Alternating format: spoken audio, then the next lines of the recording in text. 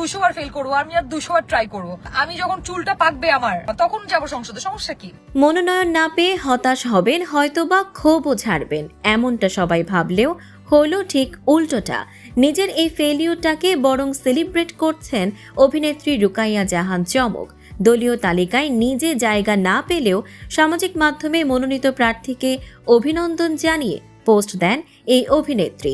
তবে সবচেয়ে বেশি আলোচনায় এসেছে তার ফেসবুক লাইভ। সেখানে চমক বলেন, এটা আমার শুরু মাত্র, আমি রাজনীতিতে নতুন, আর বিএনপির অনেক নেতাকর্মী দীর্ঘদিন ধরে ত্যাগ স্বীকার করেছেন, তাদেরকে বাদ দিয়ে আমাকে মনোনয়ন দেওয়া স্বাভাবিক না, আমি এটাকে সাপোর্ট করি। তিনি আরো বলেন, রাজনীতি কোনো 1-2 দিনের বিষয় নয়, এটি দীর্ঘ পথের যাত্রা।